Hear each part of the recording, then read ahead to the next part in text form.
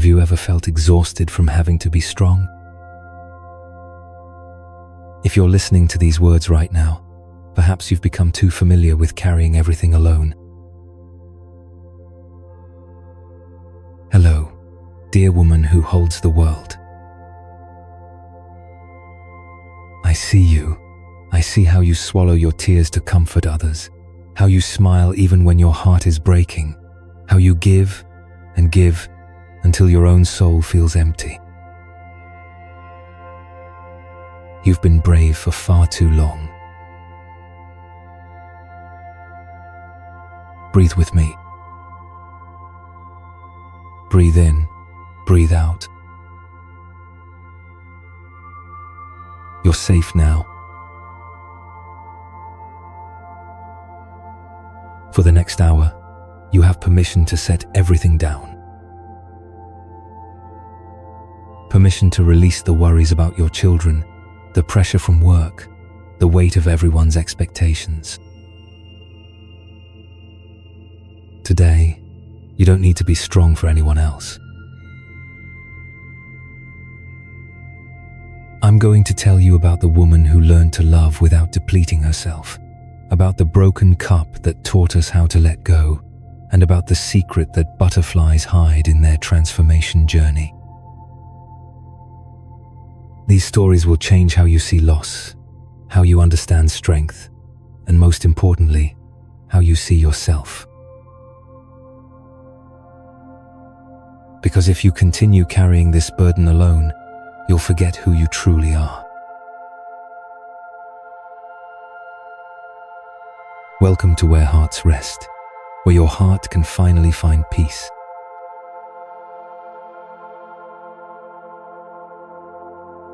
Can you feel it? The weight you're carrying on your shoulders. Not just your purse or laptop, but the invisible burdens, your mother's worries about her health, your husband's work pressure, your friend's tears from her recent breakup, and all those silent expectations from everyone around you. Yesterday, I sat in a coffee shop and observed. There was a young woman on the phone comforting her mother, while her own eyes were red with exhaustion. There was a mother soothing her child through video call, though she herself looked like she needed someone to comfort her. And there was a middle-aged woman texting encouragement to a colleague, while her hands trembled from too much coffee replacing lunch.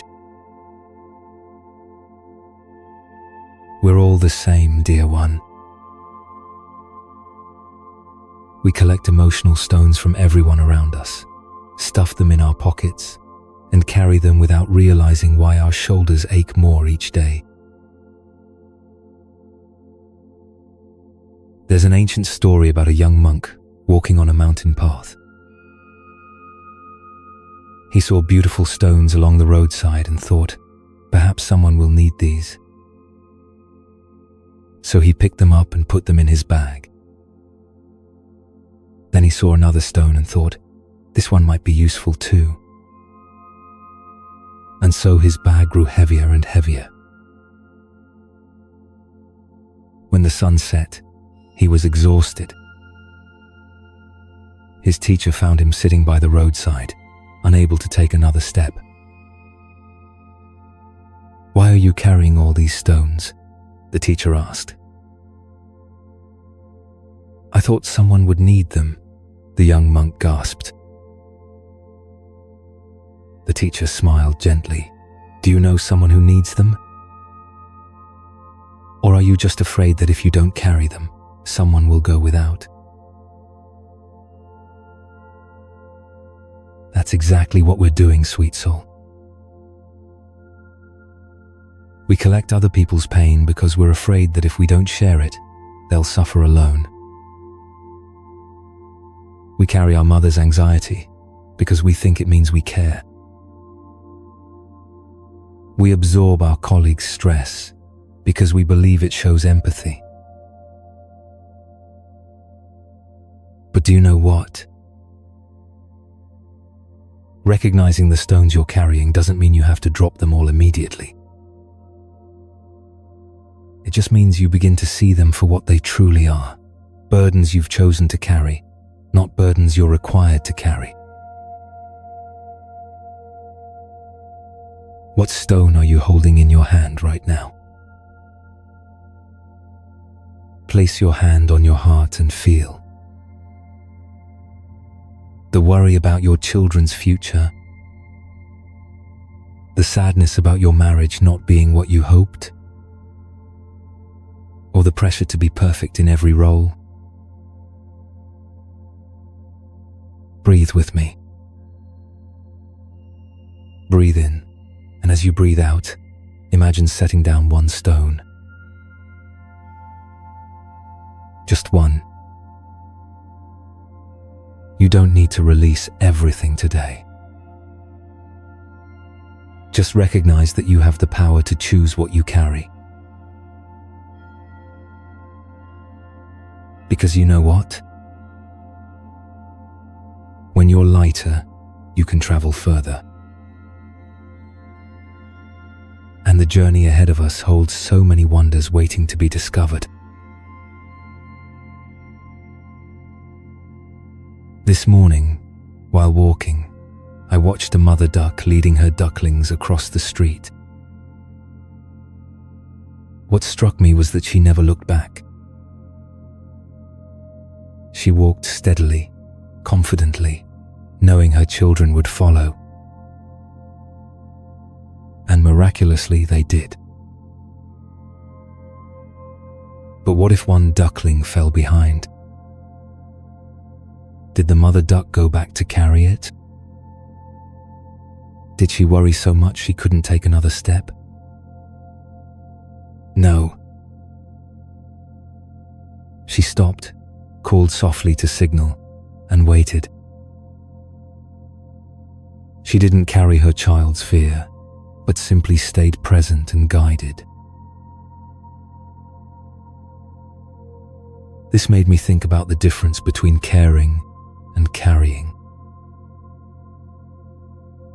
In our language, we often say, sharing the burden, but sometimes we misunderstand what that really means.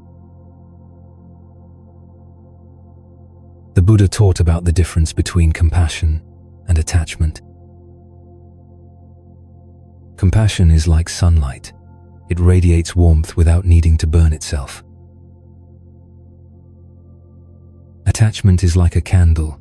It gives light, but the more it burns, the more it consumes itself. When you love someone, you have two choices.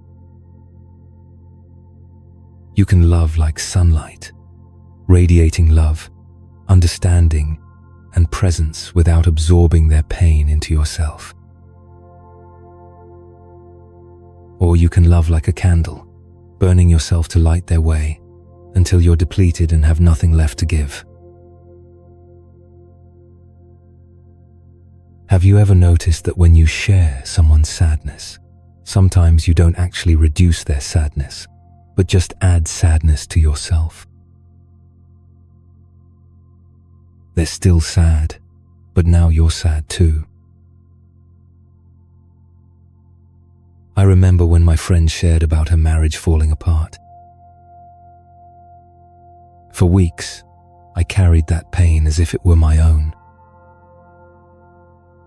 I lost sleep thinking about her situation. I tensed every time the phone rang, fearing bad news. And you know what happened? My pain didn't help her hurt any less. It just made two people exhausted. Later I learned to love like the mother duck. When she needed me, I was present. I listened without judgment. I held her when she cried. But I didn't take her tears home with me. I didn't turn her worry into my worry. And you know what? she could feel the difference. She said, "When I'm with you, I feel loved without feeling like a burden. I know you care, but I don't have to worry about making you sad too." That's the art of non-attached love. You can love someone fiercely without needing to carry their suffering. You can care deeply without needing to solve all their problems. Place your hand on your heart and ask yourself, in my loving, am I shining or am I burning? Because you know what? When you love like sunlight, you can love forever without ever running out.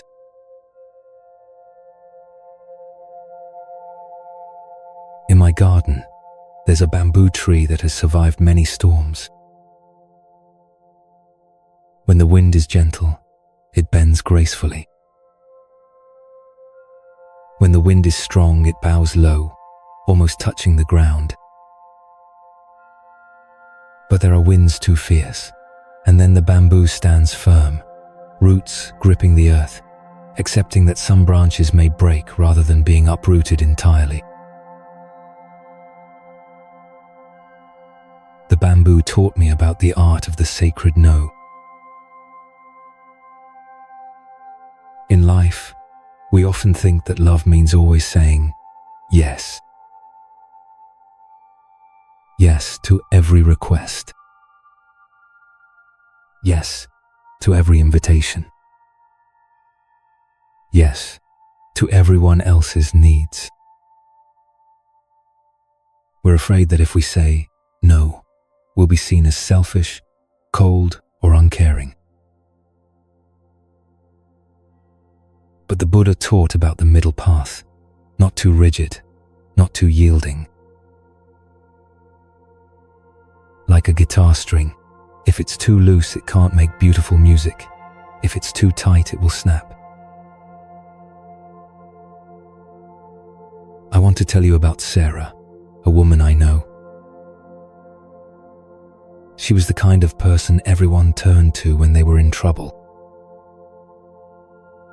She was always ready to help, always had time, always said yes to everyone. Until one day, she got sick. Not seriously ill, just completely exhausted. Her body forced her to stop. And while lying in bed, she realized something frightening. She had forgotten what she needed, what she wanted, even who she was. She had bent with every wind so much that she'd forgotten she needed roots too. When she recovered, she began learning to say no, but not a cold no, rather a sacred no. Meaning no with love. I love you dearly, but I can't help you move this weekend. I understand you're stressed, but I can't work overtime today. I care about your situation, but I need time to take care of myself. And something miraculous happened. Instead of losing friends, she discovered who truly respected her boundaries. Instead of being loved less, she was loved more authentically. Because now, when she said yes, people knew it came from her heart, not from fear. This doesn't mean we become selfish. It means we learn to love from fullness rather than depletion. Like the bamboo, we learn to bend when we can and stand firm when we must. Place your hand on your heart and breathe with me. Think about your life right now. Are there any winds you're bending to unnecessarily? Are there boundaries your heart is longing to establish? Remember, dear one, saying no to what doesn't serve is how you say yes to what matters most, yourself. And when you have these sacred boundaries, you'll discover that your love becomes stronger, more authentic, and far more sustainable.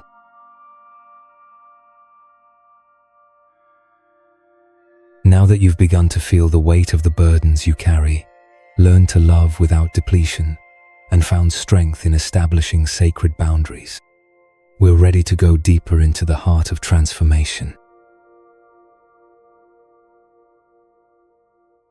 Have you ever wondered why some women emerge from heartbreak more radiant than before, while others remain shattered for years? Why some people transform their deepest pain into their greatest wisdom, while others let suffering define them? The answer lies in an ancient art that Buddhist masters have practiced for centuries: emotional alchemy. The ability to transform suffering into gold. Let me tell you about a woman named Elena. She discovered her husband's affair on a Tuesday morning. Found the messages on his phone while he was in the shower. In that moment, her world didn't just crack, it exploded into 1,000 pieces. For months, she was drowning.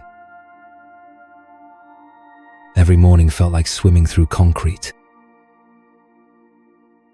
Every night, she lay awake wondering what she'd done wrong, replaying every moment of their 15-year marriage, searching for clues she'd missed. But Elena had an advantage she didn't know about yet. Her grandmother had once shared a story about oysters and pearls. Mija, her grandmother had said, when sand gets inside an oyster's shell, it hurts. The oyster can't remove the irritant, so it does something remarkable.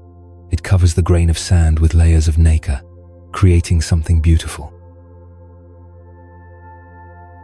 The pearl isn't despite the pain, it's because of it. One evening, 6 months after her world collapsed, Elena was sitting by her window watching the rain. And suddenly, she understood. The betrayal was her grain of sand. She could let it cut her forever, or she could begin the process of coating it with wisdom, with self-love, with the nacre of her own resilience. This is what the Buddha called the teaching of the 2 arrows. When we're hurt, life shoots the first arrow, the actual event, the real pain. But then we pick up the bow ourselves and shoot the second arrow, our resistance to the pain, our stories about what it means, our refusal to let it be transformed. Elena had been shooting herself with the second arrow for months. I'm not enough. I'll never be loved. This is my fault. I'm broken. Arrow after arrow, each one adding layers of suffering to the original wound. But emotional alchemy begins when we stop shooting the second arrow and start working with what we have. Elena began to ask different questions. Not, why me, but what is this teaching me? Not, how do I avoid this pain, but how do I honor this pain while not drowning in it? She started journaling, not to relive the betrayal, but to understand herself. She began therapy, not to get over it quickly, but to learn how to love herself in ways she never had. She took long walks, not to escape her feelings, but to let them move through her like weather. And slowly, something miraculous happened. The pain didn't disappear. Transformation isn't about making pain vanish. Instead, it began to change form. Her hurt became boundaries. Her anger became clarity about what she would and wouldn't accept. Her grief became a deeper capacity for joy. A year later, Elena looked in the mirror and saw someone she'd never met before, a woman who knew her own worth. The betrayal was still part of her story, but it was no longer the whole story. It had become the catalyst that led her to discover who she really was beneath all the roles she'd played. This is emotional alchemy, dear one. Not the naive belief that everything happens for a reason, but the profound understanding that we can find reason in everything that happens. Not that we should be grateful for our pain, but that we can be grateful for our capacity to transform it. Right now, place your hand on your heart. Is there some pain you've been carrying that's ready to begin its transformation? Some hurt that's been waiting for you to stop shooting the second arrow and start creating the pearl? Breathe with me. Inhale the possibility of transformation. Exhale the resistance to your own becoming. Because here's what I know to be true. Your pain is not your punishment. It's your raw material. And you, beautiful soul, are the alchemist.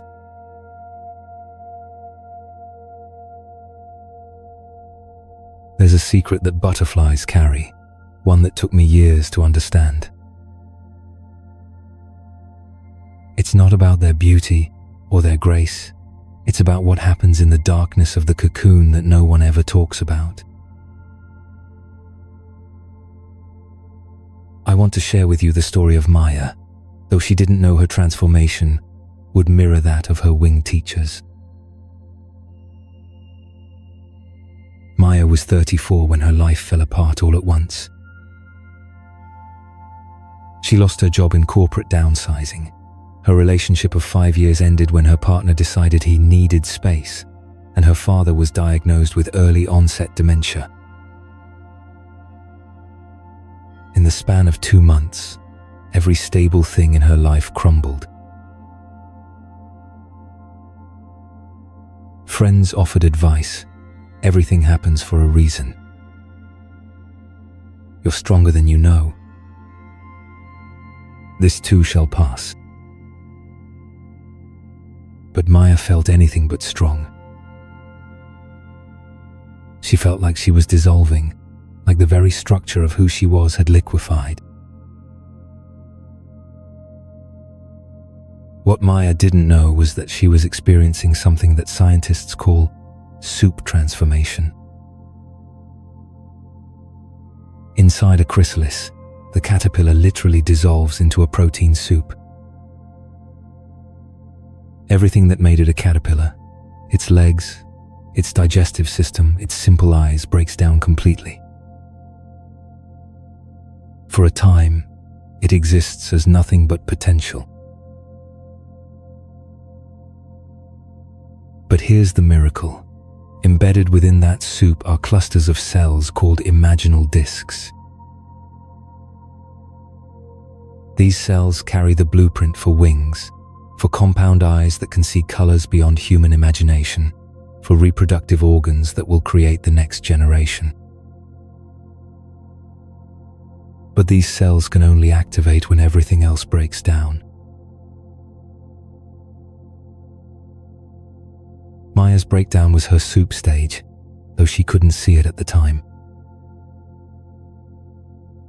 She spent weeks in her apartment, ordering groceries online, crying at random moments, feeling like she'd lost the plot of her own life.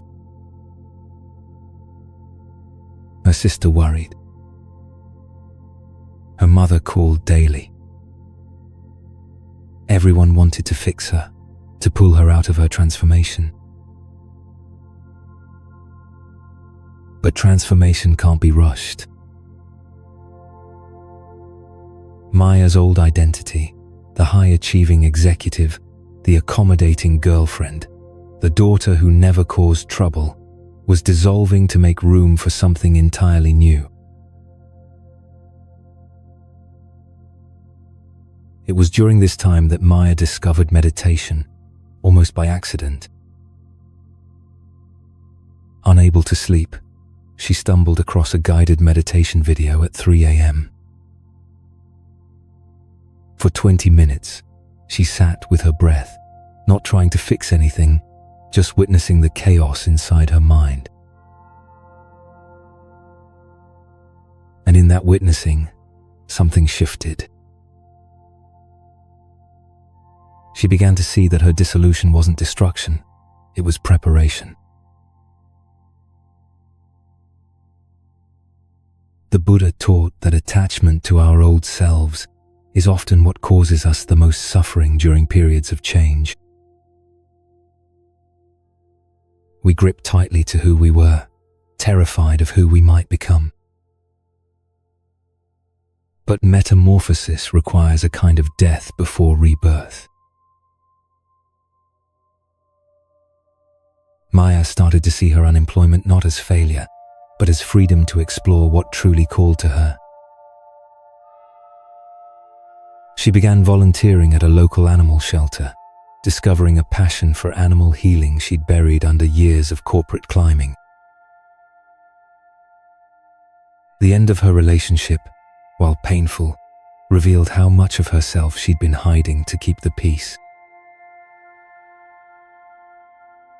Most surprisingly, caring for her father as his memory faded taught her about presence in ways no self-help book ever could. She learned to love him not for who he had been, but for who he was in each moment. This became her practice for loving herself too. But here's what's crucial to understand about transformation. It's not comfortable. Inside the chrysalis, if someone tried to help the butterfly emerge prematurely, they would kill it. The struggle to push through the cocoon walls is what pumps fluid into the wings and strengthens them for flight. Maya's struggle, the financial uncertainty, the loneliness, the grief, wasn't something to escape from. It was the very thing that was preparing her for flight.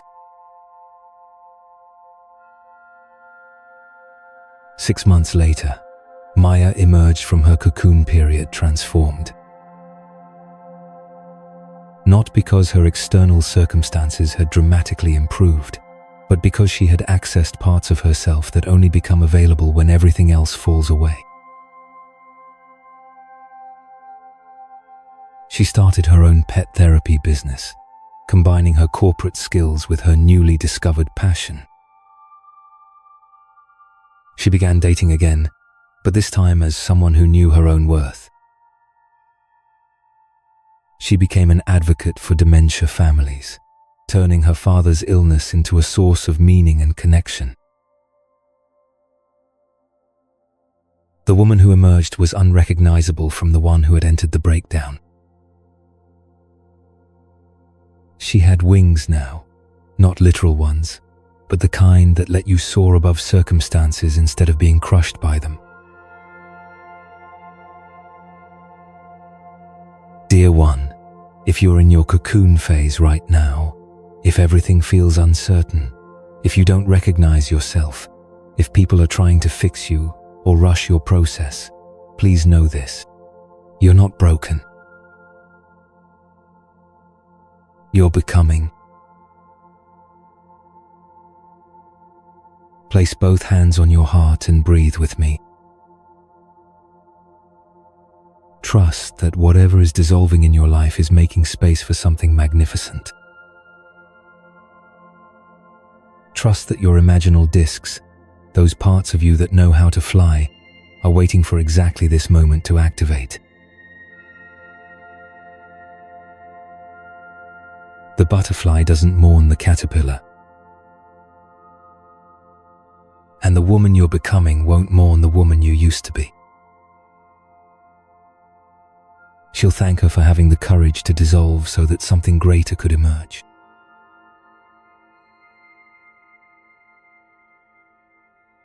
Last summer, I watched a woman learn one of life's most important lessons on a river in Colorado.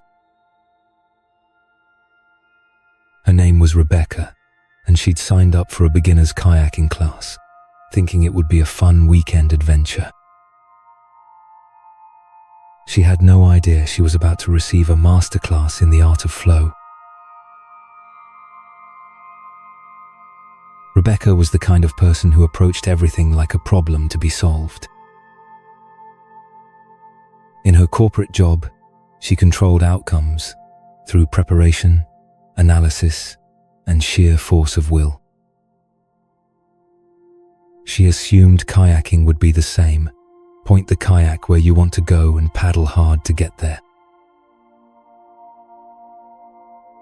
The river had other plans. The instructor, a weathered man named Tom, gave the group one piece of advice that confused everyone. Don't fight the river. Work with it. Rebecca rolled her eyes. She hadn't come here for philosophy. She'd come to learn a skill. Within minutes of launching, Rebecca understood her mistake. The river was alive, constantly changing, full of currents and eddies and rocks that appeared suddenly. Every time she tried to force her kayak in the direction she wanted to go, the river pushed back harder.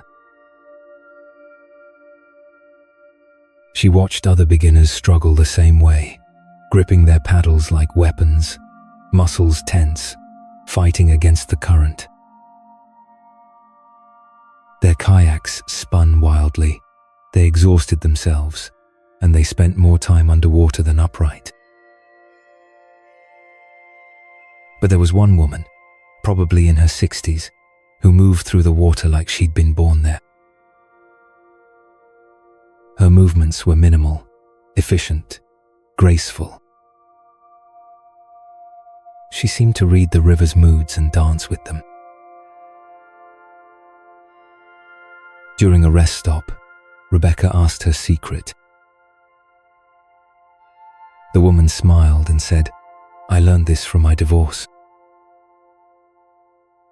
You can't control the current, but you can learn to read it. You can't stop the rocks from being there, but you can learn to navigate around them.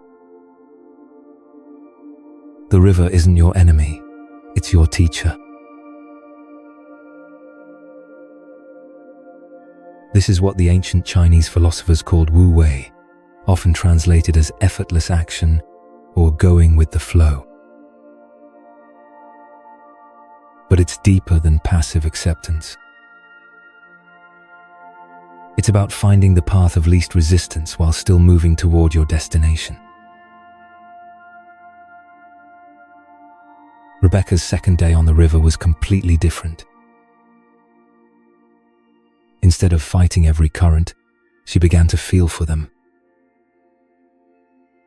Instead of muscling through obstacles, she learned to use the river's own energy to navigate around them. When she hit rapids, instead of tensing up and trying to control every movement, She relaxed and let her training guide her. And something magical happened. She stopped capsizing. Her arms stopped aching. She began to actually enjoy the ride instead of just surviving it. More importantly, she began to understand that this wasn't just about kayaking. For months, Rebecca had been fighting the currents in her own life. Her teenage daughter was pulling away, becoming moody and secretive. Rebecca's response had been to grip tighter, ask more questions, impose more rules. The harder she paddled against this current, the more her daughter resisted. Her marriage had hit some rapids too. Her husband had been laid off and was considering a career change that would mean less money but more fulfillment. Rebecca had been fighting this current as well, arguing for security, for staying the course, for not rocking the boat. At work, her company was undergoing restructuring. Rebecca had been fighting this current too, trying to control outcomes, working longer hours, and wearing herself thin trying to guarantee her position. On the river, Rebecca realized she'd been approaching her entire life, like that first day of kayaking, muscles tense, fighting every current, exhausting herself trying to control forces much larger than herself. But what if she applied Wu Wei to her relationships? What if instead of fighting her daughter's need for independence, she learned to navigate it skillfully? What if instead of resisting her husband's dreams, she learned to flow with them while still protecting what mattered most? The Buddha taught that life is like a river. It's constantly flowing, constantly changing. Suffering comes from our resistance to this natural flow. We plant our feet and try to stop the current, or we exhaust ourselves swimming upstream against forces beyond our control. But wisdom lies in learning to read the currents. Sometimes we paddle hard toward our goals. Sometimes we rest and let the river carry us. Sometimes we navigate around obstacles. Sometimes we portage around rapids that are too dangerous to run. The key is responsiveness rather than rigidity. Strength that can bend rather than strength that breaks. Rebecca returned home from that weekend with more than kayaking skills. She had learned the difference between giving up and flowing with. She began having different conversations with her daughter, less interrogation, more invitation. She supported her husband's career exploration while also having honest conversations about their financial needs. At work, instead of fighting the reorganization, she began positioning herself strategically, like a skilled kayaker reading the water ahead. Take a moment now to place your hand on your heart. Where in your life are you fighting currents that might be better navigated? Where are you exhausting yourself trying to control what's uncontrollable? Breathe with me and feel the wisdom of water. Strong enough to carve canyons, yet flexible enough to take the shape of any container. This is your invitation to flow with the forces of your life while still steering toward what matters most. Because sometimes the most powerful thing you can do is stop fighting the river and start dancing with it.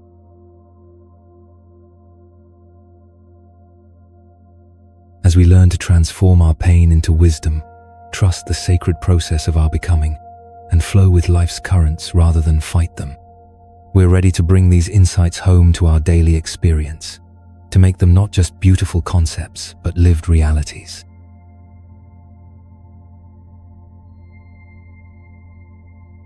What if I told you that there's someone in your life who speaks to you more than anyone else, influences your decisions more than your closest advisor, and has the power to either lift you up or tear you down with a single sentence? Someone you spend every waking moment with, yet rarely pay attention to? That someone is the voice in your head.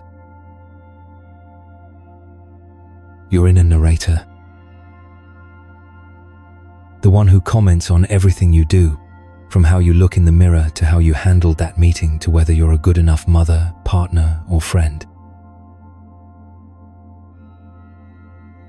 For most women, this voice sounds nothing like how they'd speak to their best friend. It's harsh, critical, unforgiving. It's the voice that says, "You should have known better," when you make a mistake.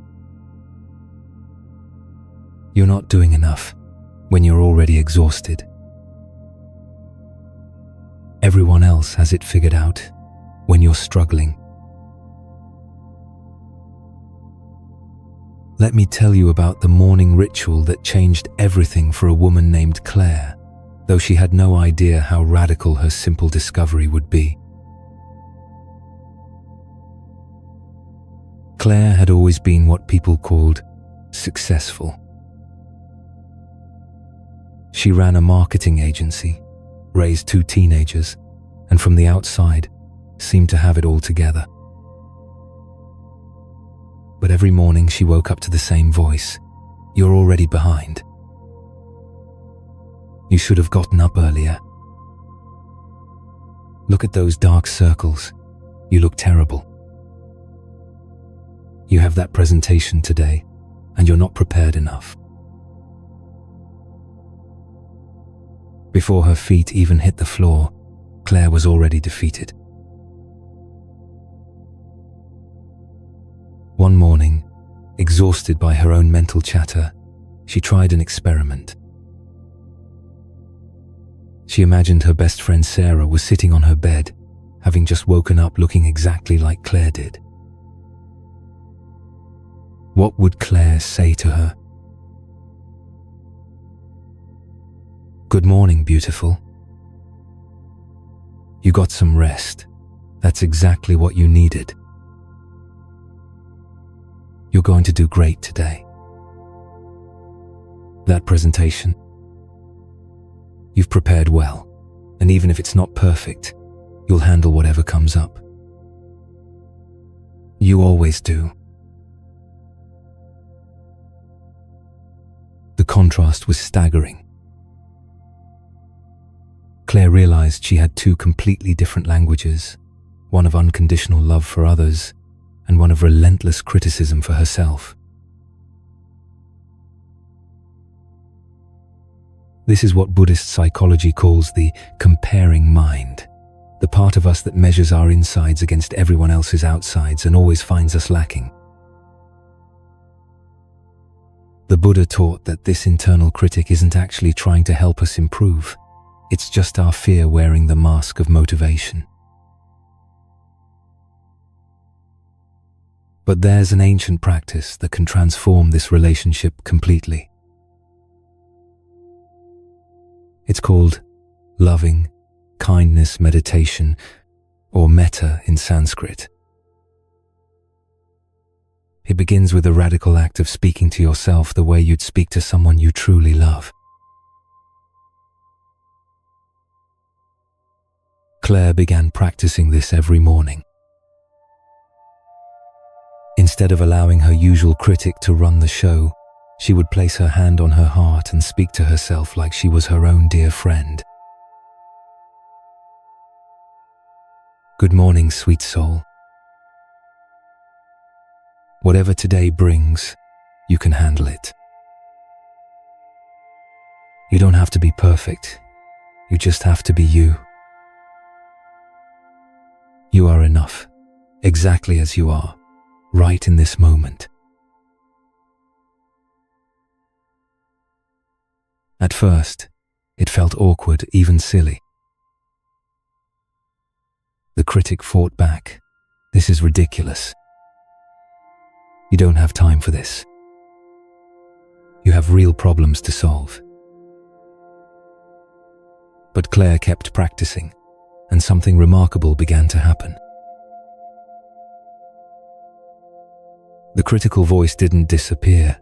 Transformation isn't about silencing parts of ourselves. Instead, it began to soften. It started sounding less like a harsh judge and more like a concerned friend. Instead of, "You're failing at everything," it became, "You're doing a lot right now. Maybe you need some support." 6 months later, Claire's life looked almost the same from the outside. Same job, same family, same responsibilities. But internally, everything had shifted. She made decisions from a place of self-respect rather than self-criticism. She set boundaries because she valued herself, not because she was angry. She took care of her health because she loved her body, not because she was punishing it. Most importantly, the kindness she showed herself began radiating outward. Her teenagers noticed that Mum was less reactive, more patient.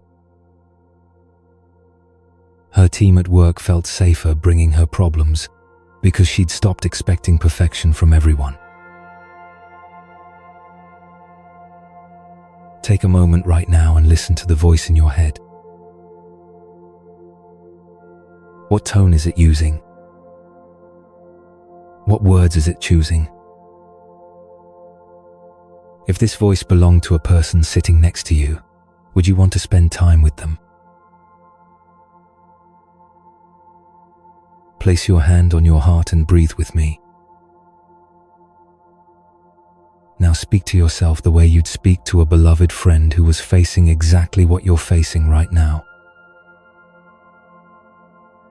Notice how different those words feel, how much lighter they make you.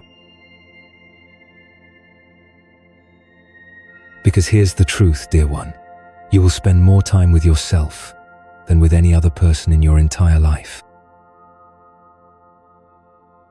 Isn't it time that relationship became one of love rather than war?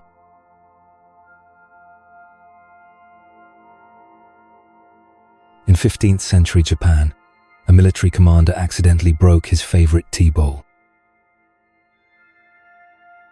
Devastated by the loss of something so precious, he sent it to craftsmen to be repaired. When it came back, the cracks had been filled with powdered gold, making the bowl more beautiful than it had ever been whole. This art form came to be known as kintsugi, the golden repair. But it represents something much deeper than pottery repair. It's a philosophy that says our breaks and cracks and scars don't diminish our value. They make us more beautiful, more unique, more precious.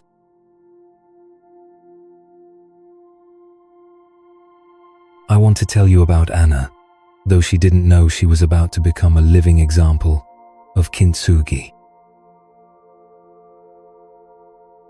Anna had built her entire identity around being the woman who had it all together. She was the friend others called in crisis, the colleague who never missed deadlines, the mother who made Pinterest-worthy birthday parties and packed Instagram-worthy lunches. Then, at 38, Anna had what she called her unraveling. It started small, burning dinner because she was juggling too many things. Then forgetting her son's soccer practice. Then snapping at her husband over something trivial. Then crying in her car after a work meeting because she couldn't remember if she'd actually said anything intelligent. Anna's perfectionist structure was cracking, and she was terrified. She'd spent so much energy maintaining the image of having everything under control that she'd forgotten how to be human, how to make mistakes, how to not know what she was doing. The breaking point came when her daughter asked, "Mommy, why do you always look worried?" Anna realized that in trying to be the perfect mother, she'd forgotten to be a joyful one. That night, Anna did something she hadn't done in years. She called her own mother and admitted she was struggling. Instead of judgment, she received something unexpected, relief in her mother's voice. "Oh, honey," her mother said, "I was wondering when you'd realize you don't have to be perfect." "I never was. Your grandmother wasn't. Nobody is. We just got really good at hiding our cracks." This conversation began Anna's journey into what Buddhists call embracing our perfectly imperfect nature. The teaching suggests that our flaws and mistakes and broken places aren't obstacles to overcome. They're integral parts of our wholeness. Anna began practicing what she called golden repair on her own life. Instead of hiding her struggles, she began sharing them. She told her mom friends about her parenting failures and discovered they had the same ones. She admitted to her team at work when she didn't know something and found that it made her a more approachable leader. Most radically, she began letting her children see her imperfections. When she burned dinner, instead of apologizing profusely and ordering takeout in shame, she laughed and said, "Well, that's one way to make the smoke alarm feel important. Pizza night it is." When she forgot soccer practice, instead of beating herself up for days, she used it as a teaching moment about forgiveness and problem solving. The cracks in Anna's perfect facade became the places where light got in. Her vulnerability created deeper connections with friends. Her authenticity made her children feel safer to make their own mistakes. Her willingness to not know everything made her team more creative and collaborative. But here's what's crucial to understand. Kintsugi isn't about celebrating damage or seeking out ways to break. It's about recognizing that breaks are inevitable parts of living, and we have a choice in how we repair them. We can try to hide the cracks, pretending they never happened, living in constant fear that someone will notice our imperfections. Or we can fill them with gold, with wisdom gained from our mistakes, with compassion learned through struggle, with strength discovered in our vulnerable moments. Anna's life isn't perfect now. She still makes mistakes, still has moments of overwhelm, still sometimes feels like she's failing at everything. But now these moments don't define her worth, they refine it. Place your hand on your heart and think about the cracks in your own life. The mistakes you've made, the times you've fallen short, the ways you've broken and had to rebuild. What if these aren't flaws to hide, but places where your gold is showing? What if your imperfections aren't obstacles to your worthiness, but evidence of your courage to live fully, love deeply, and try again? Because the most beautiful bowls, dear one, are always the ones that have been broken and repaired with gold.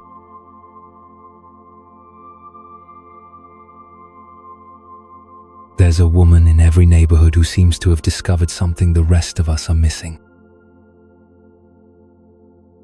You know her.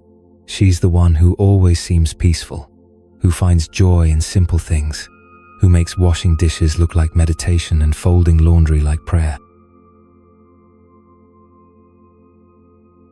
Her name was Margaret, and I met her at 6 a.m. in the grocery store, of all places. While I was rushing through the aisles, mentally reviewing my endless to-do list, and feeling overwhelmed before my day had even begun, she was standing in the produce section, gently peeling peaches to find the perfect ones for her husband's lunch. "I'm sorry," I said, trying to reach around her for bananas. "I'm in such a hurry." She looked up with eyes that seemed to hold all the time in the world. "Oh, don't apologize. I used to rush through here too." Then I realized this peach might be the most important thing I do today.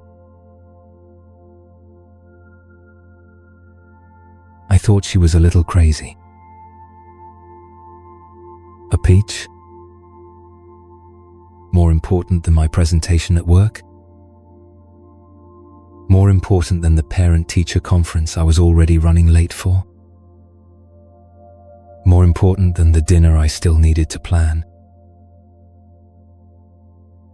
But something about her presence made me pause. She wasn't rushing, yet she didn't seem behind. She wasn't stressed, yet she clearly had things to do.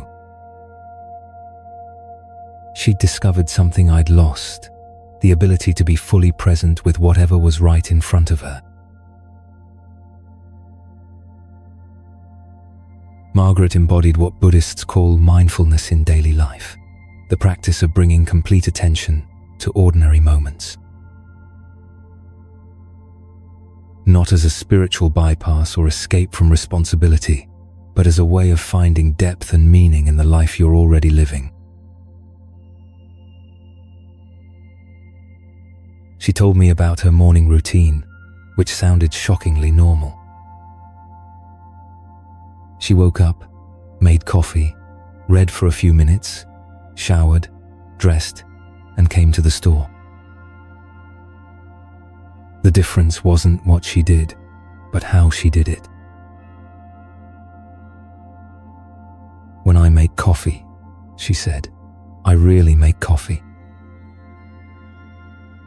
I feel the beans, smell the aroma, listen to the water boiling.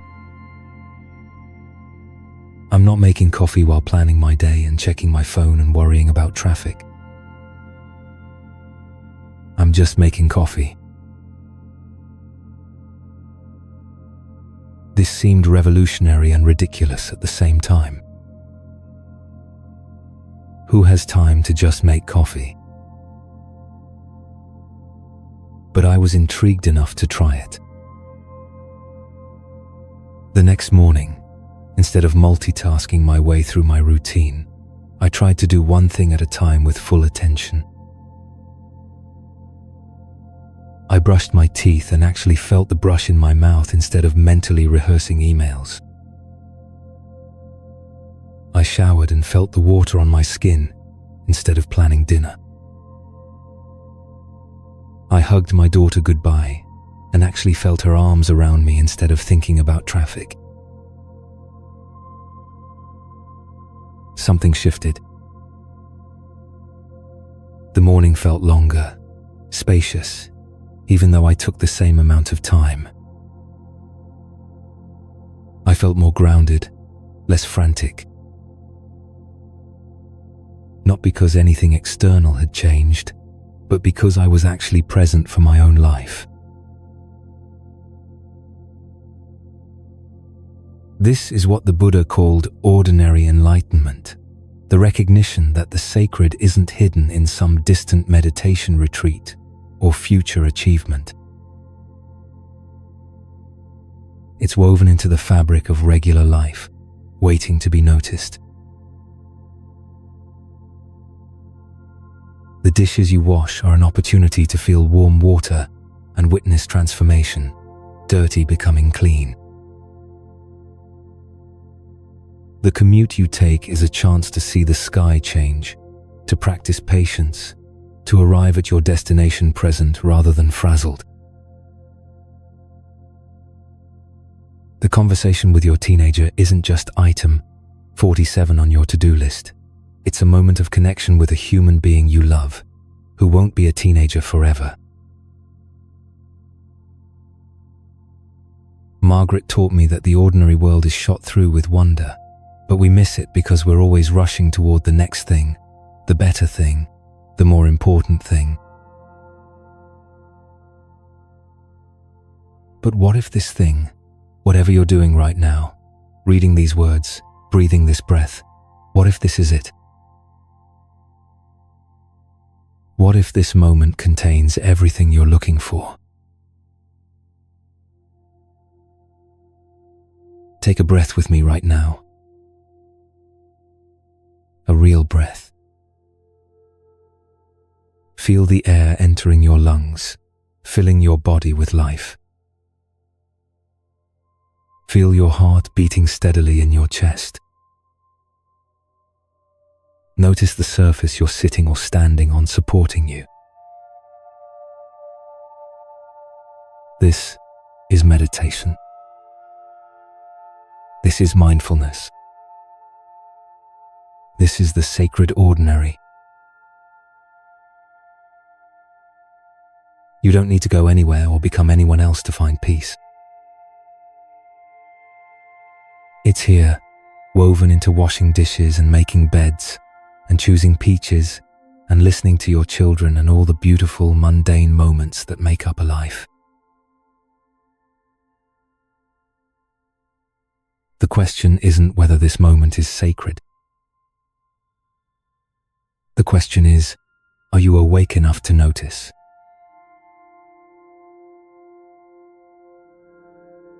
As we learn to speak to ourselves with compassion, embrace our beautiful imperfections, and find the sacred in our ordinary moments, we're ready to step into our power as women who know how to rest their hearts while still engaging fully with life.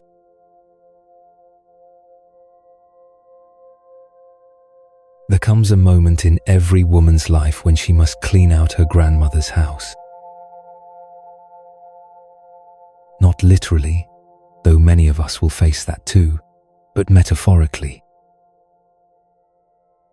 The moment when we must sort through all the things we've been carrying, decide what truly belongs to us, and find the courage to release what no longer serves our becoming. For Jessica, this moment came not in an old house filled with dusty treasures, but in her own living room on a Tuesday evening when her 8-year-old daughter asked a question that stopped her world. "Mommy, why do you always say yes to everyone except yourself?" Jessica had been rushing around, preparing for another evening of obligations, a PTA meeting she didn't want to attend, helping her sister organize yet another family gathering, and staying up late to finish a project for a colleague who'd asked for just a tiny favor. Her daughter's question hung in the air like incense, sacred and uncomfortable. That night, after everyone was asleep, Jessica sat with a journal and began taking inventory of her life. Not her possessions, but her commitments, her relationships, her automatic responses to other people's needs. She realized she'd been carrying around obligations like her grandmother had kept newspapers, stacking them up because throwing them away felt wasteful, even though they served no purpose. She was carrying guilt from a fight with her college roommate 15 years ago. Responsibility for her mother's happiness after her parents' divorce. The obligation to maintain friendships that had long since run their course. The belief that saying no made her a bad person. The fear that if she stopped being useful, she'd stop being loved. Jessica's house was clean, but her emotional space was cluttered with attachments that were suffocating her soul. This is what the Buddha called the suffering of clinging, the way we create our own prisons by refusing to let go of what no longer serves us. Not because we love these things, but because we're afraid of the emptiness that might remain. But here's what Buddhist wisdom teaches us about emptiness. It's not the absence of something. It's the presence of space. Space for new growth, new relationships, new versions of ourselves to emerge. Jessica began what she called her emotional estate sale. Just like sorting through her grandmother's belongings, she had to decide what was treasure and what was just taking up space. She wrote a letter to her college roommate, not to send, but to release the guilt she'd been carrying. She had an honest conversation with her mother about boundaries and support. She gracefully stepped back from friendships that had become one-sided obligations.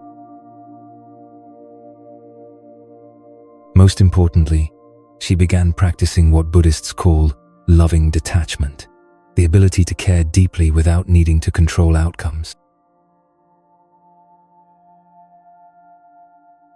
When her sister called with another family crisis, Jessica listened with love but didn't automatically offer to fix everything.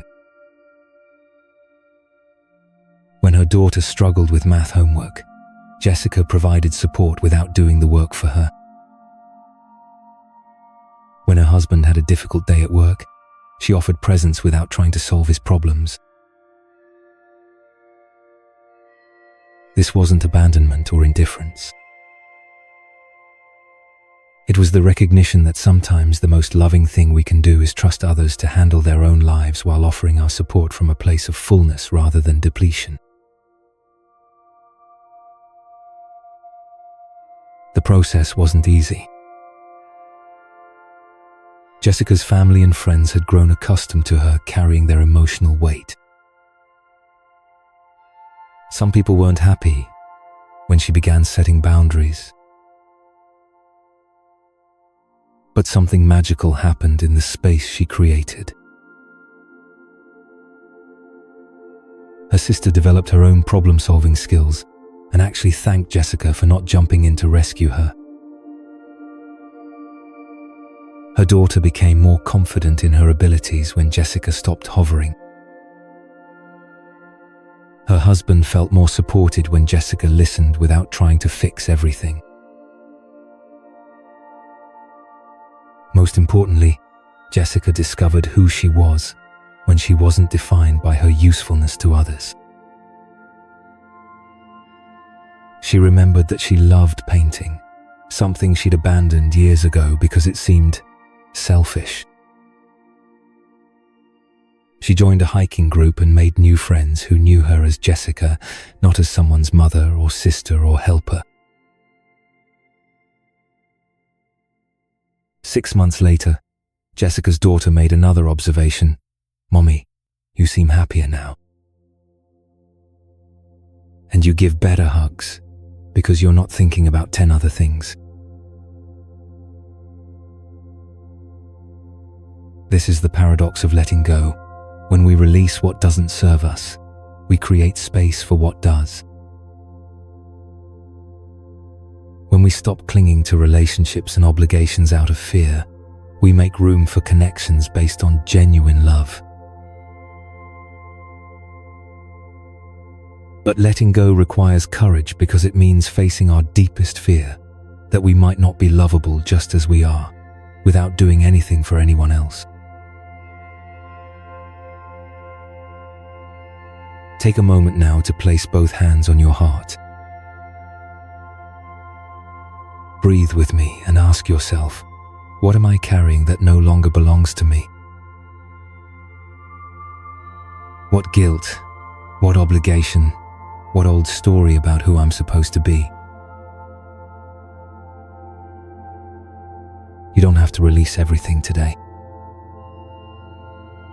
Transformation happens in waves, not tsunamis.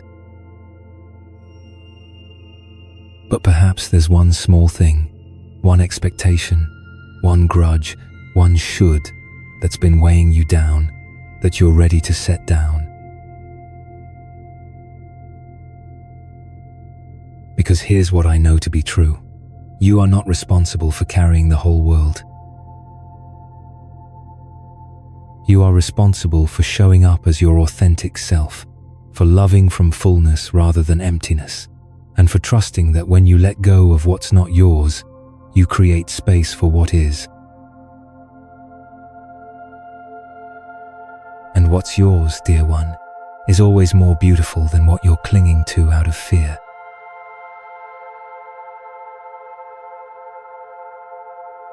Last month, I learned something extraordinary about trees that changed how I understand community, support, and the myth of independence that so many of us carry. Scientists have discovered that in a forest, trees don't compete with each other the way we once thought. Instead, they're connected through an underground network of fungal threads called mycorrhizae, essentially the internet of the forest. Through this network, trees share nutrients, water, and even information about threats like insects or drought. But here's the most remarkable part.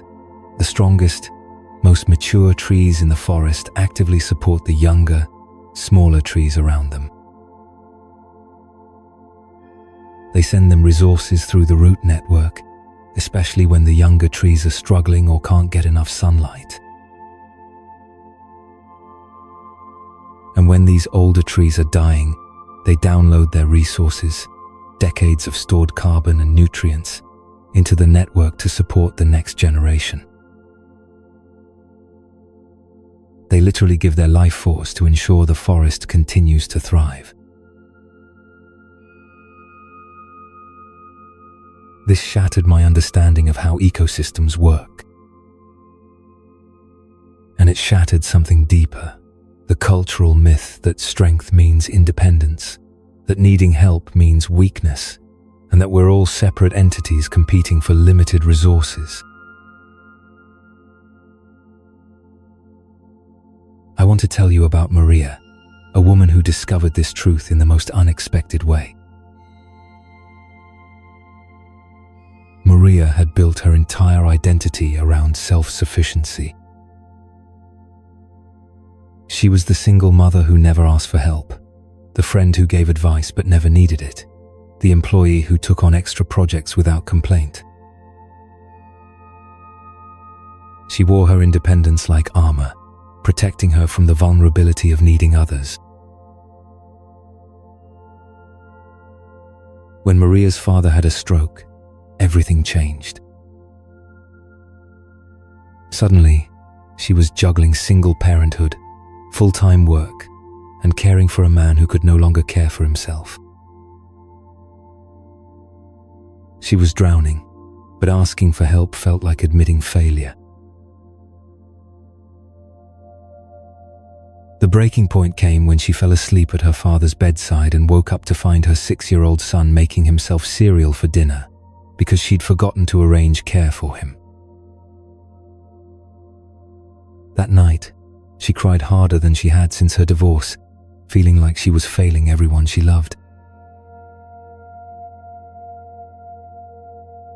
Her neighbor, an elderly woman named Ruth, appeared at her door the next morning with coffee and something Maria had never experienced: practical wisdom without judgment. "You know, dear," Ruth said, settling into Maria's kitchen chair, "I raised 5 children and cared for my mother-in-law with dementia. I thought I had to do it all alone too. Nearly killed me. Then my daughter pointed out something that changed everything. I was robbing other people of the joy of helping." Maria stared at her. "Joy of helping?" Ruth smiled. "When you don't let people help you, you're telling them their contribution doesn't matter. You're keeping them from feeling useful, from being part of something meaningful. You're actually being selfish by trying to be so selfless." This was a revolutionary concept for Maria. She'd never considered that her fierce independence might be a form of selfishness, that her refusal to accept help might be depriving others of purpose and connection. Ruth continued, "In my neighborhood growing up, we had something called a care circle. When someone was struggling, we all pitched in. Not because we were saints, but because we knew that someday we'd need the same support. It was beautiful. Children learned that adults take care of each other, and everyone felt like they belonged to something bigger than themselves." That week, Maria took a terrifying step. She sent an email to her son's school parents, asking if anyone could help with pickup on days when she needed to be at the hospital with her father. The response overwhelmed her. Not only did several parents offer to help, but they shared their own stories of times they'd needed support. One mother organized a meal train. Another offered to take Maria's son on weekend adventures so she could have respite time. Most surprisingly, these offers came with genuine warmth, not pity. People thanked her for letting them help, for trusting them with something important. As months passed, Maria discovered something profound. The help she received wasn't charity, it was investment in community. When one of the parents who'd helped her went through a difficult divorce, Maria was there to support her children. When another family dealt with job loss, the meal train reformed around them. Maria had stumbled into what Buddhists call interdependence, the recognition that we don't exist in isolation but as part of an interconnected web of relationships where giving and receiving flow naturally. She realized that her father's stroke hadn't just brought crisis, it had brought her into deeper community than she'd ever experienced. Her son was learning that adults support each other, that asking for help is normal and healthy, that he belonged to a village that would care for him. Most importantly, Maria discovered that receiving help gracefully is actually a form of giving. When she let others support her, she was offering them the gift of mattering, of being needed, of contributing to something meaningful. The Buddhist teacher Thich Nhat Hanh teaches that interbeing is our natural state. We exist only in relationship to everything else. The air we breathe has been breathed by countless others. The food we eat grows from soil nourished by generations of decay and renewal. Even our thoughts and ideas come from the vast network of human consciousness we're all connected to. Maria's story reminds us that the myth of independence is not only unsustainable, it's lonely. We're not meant to be isolated trees fighting for our own survival. We're meant to be part of the forest, giving and receiving in the eternal dance of life supporting life. Place your hand on your heart and breathe with me. Think about your own life.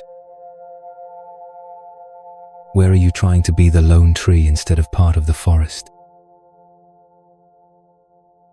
Where might you need to accept support? Where might you have something to offer others? Because here's the truth, dear one. You don't have to carry everything alone. In fact, you're not supposed to. You're part of an intricate web of connection where your well-being affects everyone around you, and their well-being affects you. The forest teaches us that the strongest ecosystems are the most interconnected. And you, beautiful soul, belong to the forest of humanity.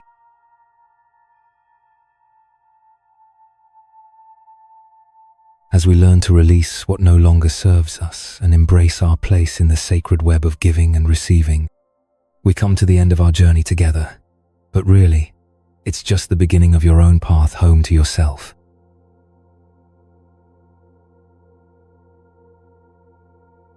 Dear woman, who carries the world, as we come to the end of our time together, I want you to take a moment to recognize something profound. You are not the same person who began listening an hour ago. You've traveled through the landscape of your own heart. You've learned to see the stones you've been carrying, discovered the difference between loving and absorbing, and found the courage to set sacred boundaries. You've witnessed the alchemy of transforming pain into wisdom, trusted the butterfly's teaching about necessary struggle, and learned to flow with life's currents rather than fight them. You've spoken to yourself with the voice of a dear friend, embraced your beautiful imperfections as places where gold shows through, and found the sacred woven into your ordinary moments. You've practiced the courage to let go and discovered your place in the interconnected web of giving and receiving. These aren't just concepts anymore. They're tools you carry within you.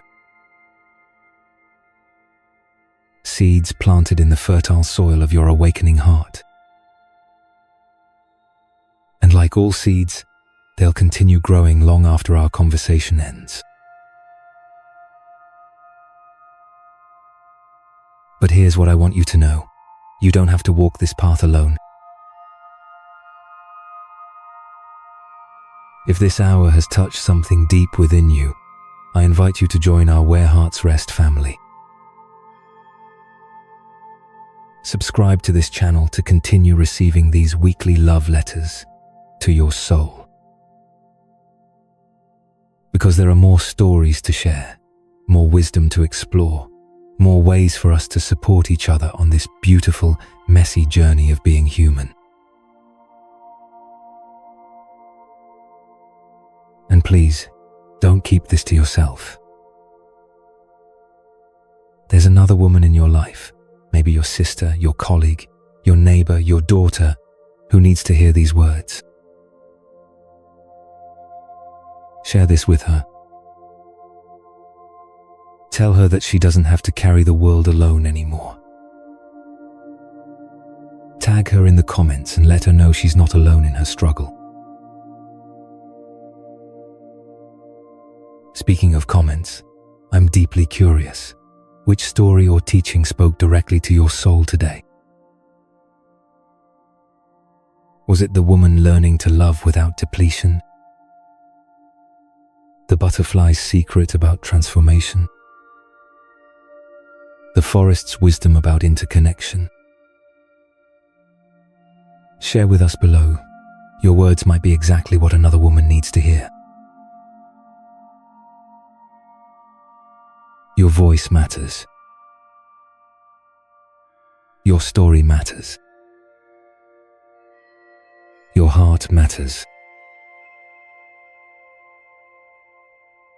As you go forward from this sacred space, remember that transformation isn't a destination, it's a practice.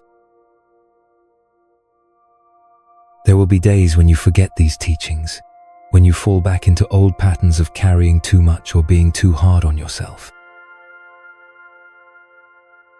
That's not failure, dear one. That's being human. When those moments come, return here. Return to the truth that you are not meant to carry the world on your shoulders. You are meant to love it, contribute to it, and find your place within its vast, interconnected beauty. You have everything you need within you. You are stronger than you know, more resilient than you believe, and more loved than you can imagine. Your heart will always have a home here at Where Hearts Rest. Until we meet again in this sacred space, go gently. Rest well. Love deeply. And remember, you were never meant to carry the world alone. With infinite love and blessings for your beautiful journey, Where Hearts Rest.